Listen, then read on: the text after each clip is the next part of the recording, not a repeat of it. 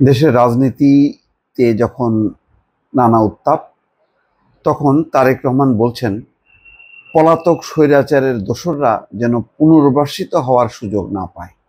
তিনি আরও কয়েকটি গুরুত্বপূর্ণ বিষয়ে সতর্ক করেছেন এবং খোলাখুলি বক্তব্য দিয়েছেন।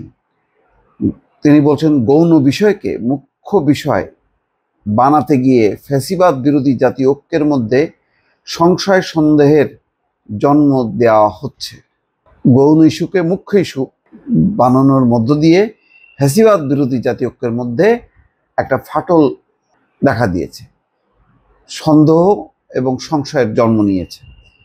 তারেক রহমান বলছেন, অন্তর্বর্তী সরকারের এমন কোনো পদক্ষেপ নেওয়া উচিত হবে না যাতে রাষ্ট্র এবং রাজনীতিতে পলাতক স্বৈরাচারের দোসররা পুনর্বাসিত হওয়ার সুযোগ পায়। অর্থাৎ অন্তর্বর্তী সরকারের এমন কোনো পদক্ষেপ নেওয়া উচিত হবে না যাতে রাষ্ট্র এবং রাজনীতিতে পলাতক স্বৈরাচারের দোসররা পুনর্বাসিত হওয়ার সুযোগ পায়। এটা একটা গুরুত্বপূর্ণ অবস্থান তারেক রহমান জানান দিচ্ছে। রাজধানীর ইস্কাটনের লেডিস ক্লাবে পেশাজীবীদের সম্মানে বিএনপি আয়োজিত ইফতার মাহফিলে ভার্চুয়ালি যুক্ত হয়ে বক্তব্য দেন তারেক রহমান। অনুষ্ঠানে ভারপ্রাপ্ত চেয়ারম্যান বলছেন, পতিত স্বৈরাচারের দোসরদের হাতে এখনো রাষ্ট্র থেকে লুণ্ঠন করা, জনগণের পকেট থেকে লুণ্ঠন করা হাজার হাজার কোটি টাকা রয়ে গেছে।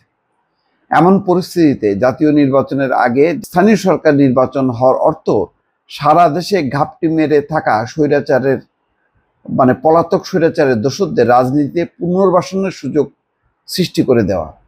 অর্থাৎ এখন যদি স্থানীয় সরকার নির্বাচন করা হয়, তাহলে পালায় আছে যে সমস্ত পলাতক স্বৈরাচারের দোসররা, তারা একটা এই নির্বাচনকে সুযোগ হিসেবে নিয়ে পুনর্বাসিত হওয়ার চেষ্টা করবে।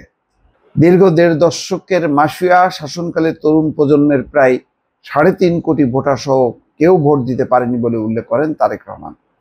তিনি বলেন, এসব ভোটারদের রাজনৈতিক ক্ষমতায়ন নিশ্চিত করার জন্য সবার আগে প্রয়োজন জাতীয় নির্বাচন অনুষ্ঠান। নাগরিকরা রাজনৈতিকভাবে প্রভাবশালী না হলে কোনো সংস্কারই টেকসই হবে না। সংস্কার এবং নির্বাচনকে যেভাবে মুখোমুখি করা হচ্ছে তা রাজনৈতিক উদ্দেশ্যমূলক বলেও মনে করেন দলের ভারপ্রাপ্ত চেয়ারম্যান। তার বুঝতে পারতেছেন যে যেখানে বিএনপি বারবার বলছেন সংস্কার বিচার এগুলো হলো চলমান প্রক্রিয়া, এগুলি একদিনে শেষ হবে না, কিন্তু তার অর্থ এই না যে নির্বাচনটাকে ঠেকায় রাখা হবে।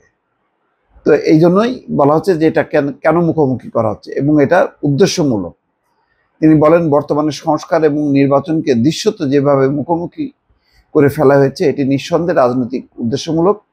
যারা সংস্কার শেষ করার পর জাতীয় নির্বাচন অনুষ্ঠানের কথা বলছেন তাদের উদ্দেশ্যে বলতে চাই, যেটি শেষ হয়ে যায় সেটি সংস্কার নয়, কারণ সংস্কার কখনো শেষ হয় না।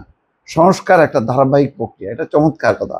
আসলে তো সংস্কার একটা ধারাবাহিক প্রক্রিয়া। এটা শেষ হয়ে গেছে আর সংস্কার দরকার নেই এমন কখনোই হয় না। সময় যত গড়ায়, রাজনৈতিক পরিস্থিতি যত পরিবর্তন হয়, রাষ্ট্রের সংস্কার, রাষ্ট্রের নানান কাঠামোগত পরিবর্তন এগুলি হইতে থাকে। এটা কখনো শেষ হয় না। তো এটা একটা চমৎকার একটা ভালো উদাহরণ নিয়ে আসছে যে সংস্কার শেষে নির্বাচন, এটার একটা ভালো জবাব তিনি দিচ্ছেন। তারেক রহমান বলছেন, দেশের বর্তমান সংবিধান যেটাকে ইচ্ছামতো কাটাছেঁড়া করে পতিত পলাতক স্বৈরাচার প্রায় তাদের দলীয় সংবিধানে পরিণত করে ফেলেছিল, সেই সংবিধানেও বলা আছে জনগণের প্রত্যক্ষ ভোটে জনপ্রতিনিধিদের জাতীয় সংসদ গঠিত হবে। সংবিধানে সুস্পষ্টভাবে উল্লেখ থাকার পরও পলাতক ফ্যাসিবাদী সরকারের আমলে বাংলাদেশের মানুষ দেখেছে, সারা বিশ্ব দেখছে, বারবার জনগণের ভোট ছাড়াই জাতীয় সংসদ গঠন করা হয়েছিল। পলাতক স্বৈরাচার সংবিধান মানেনি। তিনি বলেন, বিএনপি মনে করে গণতান্ত্রিক রাজনীতিতে কেতাবি কিংবা পুঁথিগত সংস্কার থেকে বেশি গুরুত্বপূর্ণ হচ্ছে গণতান্ত্রিক রাজনৈতিক অধিকার এবং আচরণের ব্যবহারিক প্রয়োগ। জনগণের গণতান্ত্রিক চর্চার মধ্য দিয়ে কেবল সংস্কার টেকসই, সফল এবং কার্যকর হয়ে উঠতে পারে। যাক, একটা থিওরিটিক্যাল বিষয় তিনি এনেছেন এবং এই সব কথার মধ্যে যথেষ্ট যুক্তি আছে। সুতরাং সব মিলায় যেটা তারেক রহমানেরও বক্তব্য যে নির্বাচনটা দ্রুত করতে হবে। নির্বাচনটা যত পিছাবে তত বেশি এই যে ধূম্রজাল তৈরি হবে, যে ধূম্রজাল এখন তৈরি হয়েছে ইতিমধ্যে এবং যথেষ্ট পরিমাণ একটি ঘোলাটে পরিস্থিতি দর্শক রাজনীতির অঙ্গনে। ভালো থাকবেন। আল্লাহ হাফিজ।